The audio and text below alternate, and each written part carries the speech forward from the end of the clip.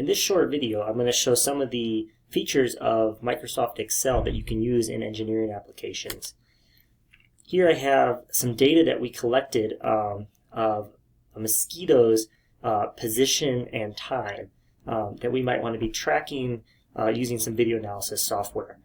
The first thing I might want to do with this is I might want to plot this position versus time information. And so what I could do is I can, because position versus time graphs are very useful in physics and engineering.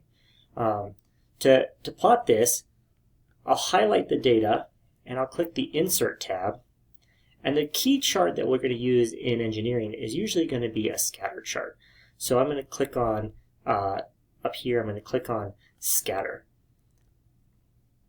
So now I have my chart. One of the first things I usually do when I'm dealing in Excel is I'm going to click this quick layout button. I'm going to click this chart here. This is really nice because it go ahead and it gives me axis labels that I can fill in, as well as a nice viewable area, a legend, and some fits. So I click that button and we have our fits. And so now I have on my x-axis, I have my first column here, my time. So I could put this in time in seconds. And on my y-axis, I have position. So we could label that as well and give it units. I think this is in centimeters. So it might be obvious. I could get rid of the legend items if I want to, just selecting one and deleting them. Sometimes I like to move my legend inside my chart and make my chart the full size, but that's one thing we could do. Next thing that might be helpful for this particular example is to right-click on the axis and click Format Axis, and that's going to give us a little toolbar over here that we can use to adjust our properties. So one thing I might want to do is I might want to say the minimum is going to be I don't need to go from 0 to 90. I could start at, it looks like I could start at about 60. I'll type in 60 and hit enter and rescale my axis to fit my data better. I can again drag things around. The other thing I might want to do is I might want to format a line. So since I already have this format menu open, anything I click now in my chart is going to pop up over here. But I could also right-click this and click Format Trendline to bring up this menu. So one thing I can change, I could change the color and the style of the line. But in this case, knowing a little bit about physics, if this mosquito has constant acceleration, then I know that maybe a polynomial, let me make this a little bit bigger, a second-order polynomial, in other words, a quadratic equation, might be better than the linear fit that was defaulted. And I might also want to know what that equation is. So I can show this equation on the chart. So this number here is half of the acceleration. Remember, the equation for constant acceleration is the initial position plus the initial velocity times time. In this case, the x-axis is time. So this should say delta t. And then this is 1/2 acceleration. So the acceleration would be double this number.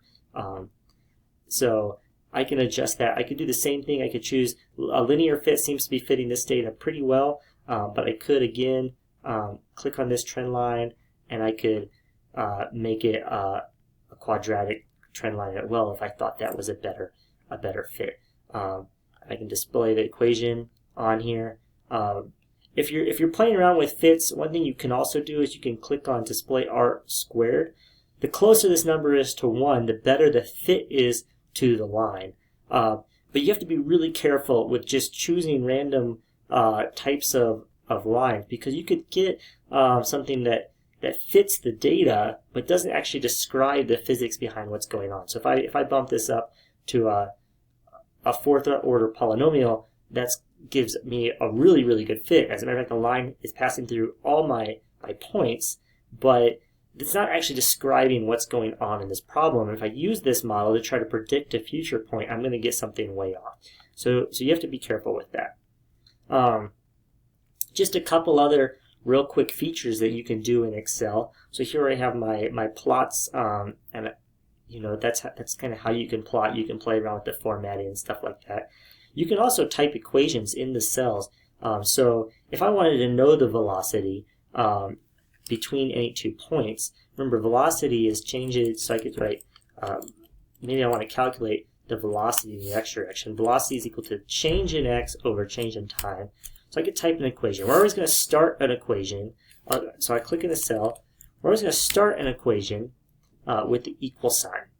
And then I can start selecting data. So delta x, that's x final minus x initial. You notice these are codes. This is B7, so that's B7 minus B6 divided by the change in time. So that would be the final time minus the initial time. And then when I'm done with my equation, I can hit enter, and it's going to give me my velocity. So that's great. And then, something cool I can do is I can use this little dragger. There's a little box here in the bottom, and my cursor turns into a little dark plus sign. I can drag this equation up, and it will copy this formula. So each one of these is for the appropriate cells. The reason I didn't copy it one more up is because now I'm referencing it's doing this minus x and this minus t. So we can't do a number minus a letter, and so it's giving me an error.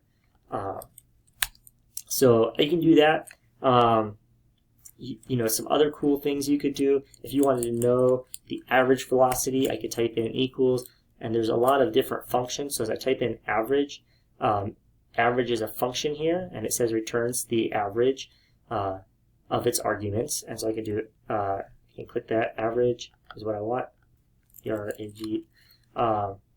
And I can select a bunch of data. So this is saying cells D4 through D7, and it will return the average velocity, which might not be applicable for this because the velocity is changing, but it's something cool you can do in Excel. So hopefully that's a helpful little video for you when you're using Excel, and I wish you best of luck. I would not try to copy my mosquito data because I did not pay very close attention to accuracy when making this video. I just wanted to show some of the functionality of Excel.